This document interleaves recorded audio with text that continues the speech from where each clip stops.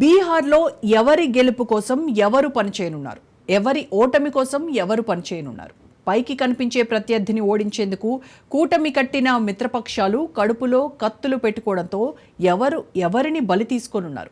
ఎన్నికల తర్వాత బీహార్ సీఎం ఎవరు అనే విషయాన్ని ఏ కూటమి కూడా ప్రకటించకపోవడం వ్యూహమా, లేదంటే కలహాల కాపురానికి నిదర్శనమా? గెలుపు ఓటముల్లో ప్రధానంగా నిలిచే కులం తీర్పు ఈసారి ఎవరి వైపు నిలిచే అవకాశం ఉంది? బీహార్ సీఎం నితీష్ కుమార్ వృద్ధాప్యం, మతిమరుపు బీజేపీకి కలిసొస్తుందా, లేదంటే మరో కూటమికి ఆయుధాన్ని ఇస్తుందా? రెండు కూటముల కొట్లాటలో థర్డ్ పార్టీ ఎంటర్ అవుతుందా? బీహార్ అసెంబ్లీ ఎన్నికల తీర్పు దేశ రాజకీయాలను స్థిరంగా ఉంచుతుందా, అస్థిరతకు దారితీసేలా చేస్తుందా? బీహార్ రాజకీయాల్లో కింగ్ అయినా కింగ్ మేకర్ అయినా one and only Nitish Kumar అన్నట్టుగా దశాబ్ద కాలానికి పైబడి రాజకీయాలు నడుస్తున్నాయి. అయితే ఈసారి సీన్ రివర్స్ అవుతుందని, ఆయన్ని సీట్ నుంచి తప్పించాలని చూస్తోన్న ప్రత్యర్థులు బలంగా నమ్ముతున్నారు. ఇక్కడ ప్రత్యర్థులు అంటే ఎన్డీఏకు వ్యతిరేకంగా పనిచేసే ఇండీ కూటమి మాత్రమే అనుకుంటే పొరబడ్డట్టే. బీహార్ గడ్డపై కాషా జెండా ఎగరవేయాలని చూస్తోన్న ఎన్డీఏ పెద్దన్న బీజేపీ సైతం వెయిట్ అండ్ సీ అన్నట్టుగా వ్యూహాలకు పదును పెడుతున్నట్లుగా తెలుస్తోంది. అంతేకాదు, ఇదే విషయాన్ని మారుతున్న రాజకీయాన్ని గమనిస్తోన్న విశ్లేషకులు కూడా చెబుతూ ఉన్నారు. నితీష్ ఓటమే లక్ష్యంగా పనిచేస్తోన్న ఎన్డీఏ కూటమి భాగస్వామి ఎల్జేపీ అధినేత, కేంద్ర మంత్రి చిరాగ్ పాస్వాన్ నేషనల్ పాలిటిక్స్ నుంచి లోకల్ బీహార్ రాజకీయాల్లో చక్రం తిప్పాలని చూస్తున్నారు. వీలైతే కింగ్ మేకర్, అన్ని కుదిరితే కింగ్ అయ్యేందుకు స్కెచ్ వేస్తున్నారు. పాస్వాన్ దళిత కమ్యూనిటీలో బలమైన నేతగా తండ్రి రామ్ విలాస్ పాస్వాన్ రాజకీయాల్ని పుణికి పూడ్చుకున్నారు. ఇక చిరాగ్ కు పొలిటికల్ గాడ్ ఫాదర్ ప్రధానమంత్రి నరేంద్ర మోడీ, ప్రధాని ఆశీస్సులతో ఎదుగుతోన్న యువనేత. గత ఎన్నికల్లో సీఎం నితీష్ జేడీయూ పార్టీని చావుదెబ్బ కొట్టారు. మిత్రపక్ష అండర్స్టాండింగ్ లో భాగంగా నితీష్ సీఎం కాగలిగారు. కానీ లేదంటే అసెంబ్లీలో అత్యధిక సీట్లున్న బీజేపీ ముఖ్యమంత్రి సీటును కైవసం చేసుకునేది. తాజాగా బీహార్లో మారుతోన్న రాజకీయాలను ఈసారి నితీష్ సీఎం సీటు కిందకి నీళ్లొచ్చేలా ఉన్నాయనే వ్యాఖ్యలు వినబడుతున్నాయి. నితీష్ వృద్ధాప్యం ఆయన్ను సీఎం చైర్కు దూరం చేసేలా ఉంది. ఎప్పుడు ఏం మాట్లాడుతున్నారో ఏం చేస్తున్నారో తెలియకుండా బుర్ర పనిచేయడం లేదనే విపక్షాల విమర్శలకు బలం చేకూరేలా పబ్లిక్ లో ఆయన మాట తీరు, చేష్టలు ఉంటుండటంతో ఎన్డీఏ కూటమి సీఎం అభ్యర్థిపై చర్చకు తెరలేపుతోంది. నితీష్ ను పదవి నుంచి దించి ఆ కుర్చీలో కూర్చోవాలని చూస్తోన్న బీజేపీ ఆ పనిచేస్తుందా, లేదంటే స్వపక్షంలోని మరో మిత్రుడు నితీష్ ప్రత్యర్థి అయినటువంటి చిరాగ్ను అస్త్రంగా వాడుకుంటుందా అనేది ఎన్నికల సమయంలో ఓ క్లారిటీకి రానుంది. గడిచిన అసెంబ్లీ ఎన్నికల స్ట్రైక్ రేట్ ఆధారంగా సీట్ల షేరింగ్ ఉండాలన్నది బీజేపీ డిమాండ్. దీనికి జేడీయూ పార్లమెంట్ ఎన్నికల ఫలితాలను కూడా చూసుకోవాలని కండిషన్ పెడుతోంది. గత అసెంబ్లీ ఎన్నికల్లో జేడీయూ గెలిచింది 43 సీట్లు మాత్రమే, పోటీ చేసింది 115 సీట్లు. అలాగే బీజేపీ గెలిచింది 74 మంది ఎమ్మెల్యేలు, పోటీ చేసింది 110 సీట్లు. అయితే పార్లమెంట్ ఎన్నికల్లో ఎన్డీఏ కూటమి నుంచి జేడీయూ గెలిచిన సీట్లు ఇప్పుడు దేశ రాజకీయాల్లో మోడీని మరోసారి ప్రధానమంత్రిగా కూర్చోబెట్టేలా చేశాయి. అసెంబ్లీ సీట్ల పరంగా చూస్తే బీజేపీ, పార్లమెంట్ ఎన్నికల పరంగా చూస్తే జేడీయూ, శాసనసభ ఎన్నికల్లో సీట్ల ఫైటింగ్ ఇప్పటి నుంచే మొదలైంది. అందుకే ఈసారి ముఖ్యమంత్రి అభ్యర్థి నితీష్ అని నేరుగా ప్రకటించడం లేదనేది విశ్లేషకులు, విమర్శకులు చేసే వాదన. సీఎం సీటుపై బీజేపీ వేస్తోన్న స్కెచ్ సెకండ్ ఆప్షన్ గా ఎల్జేపీ నేత, కేంద్ర మంత్రి చిరాగ్ పాస్వాన్ ను అసెంబ్లీ బరిలో దిగేలా చేయడం, అలాగే చీఫ్ మినిస్టర్ నితీష్ కుమార్ వయసు సహకరించకపోవడం, కొన్నిసార్లు మతి తప్పినట్లు వ్యవహరించడం కూడా ఓ ఆయుధంలా బీజేపీ మలుచుకునే అవకాశం లేకపోలేదు అనేది విశ్లేషకుల మాట.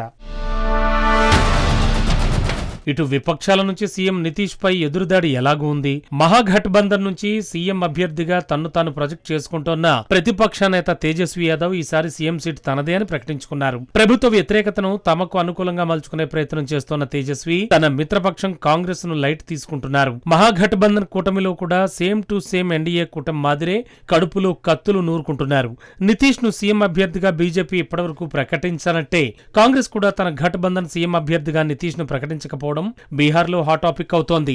తేజస్వి కోపం అంతా గత ఎన్నికల్లో కాంగ్రెస్ పార్టీ పేలవమైన తీరుతో అధికారానికి అడుగు దూరంలో నిలిచామని, కాంగ్రెస్ పార్టీ పోటీ చేసిన 19 స్థానాల్లో 11 స్థానాల్లో ఓడిపోయింది.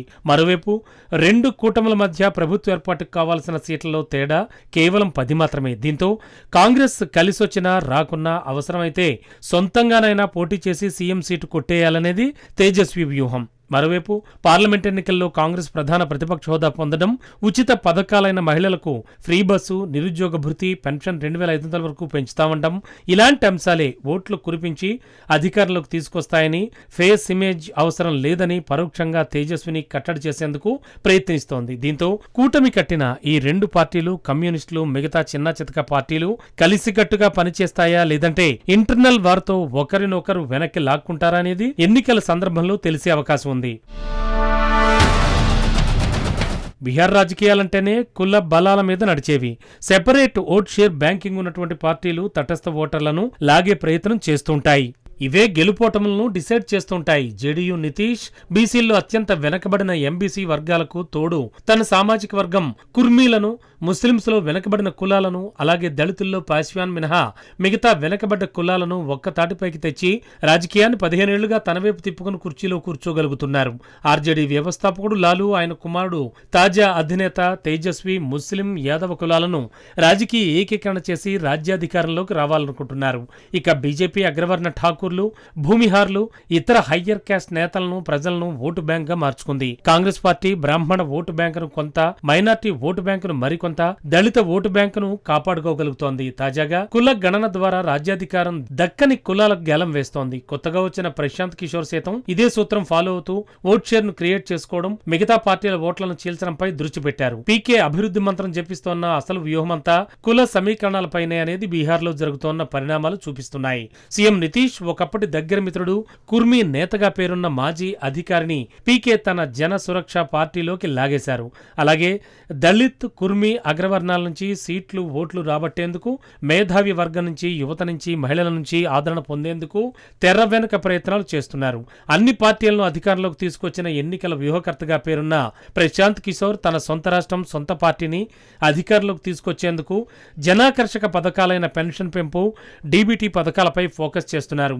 ఈయన వాదనంతా బీహార్లో పుష్కలంగా డబ్బు ఉందని, ప్రజలకు ఖర్చు చేయకుండా నేతల జేబుల్లోకి వెళ్ళిందని, ఇక ముందు అలా కాకుండా నేరుగా ప్రజల ఖాతాల్లోకి మళ్లుతుందనే భరోసా ఇస్తున్నాడు. ఇటు ప్రజాకర్షక పథకాలు ప్లాన్ చేస్తూ మరోవైపు తన పొలిటికల్ ఓట్ బ్యాంకును సృష్టించుకునేందుకు వర్గాల వారీగా తాయిలాలు ప్రకటిస్తున్నాడు.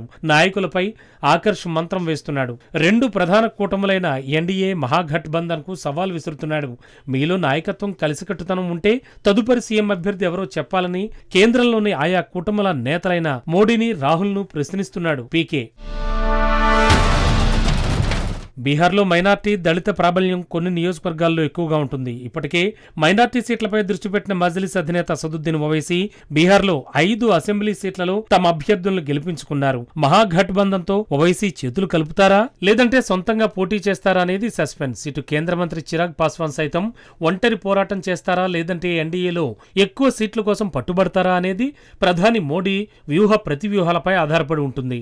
నితీష్ టార్గెట్ గా చిరాగ్ రాజకీయం నడుస్తోంది. మరోవైపు ప్రశాంత్ కిషోర్ ఎవరి ఓటు బ్యాంకును చీల్చి ఎవరికి లాభం చేకూర్చుతారు అనేది కీలకం కానుంది.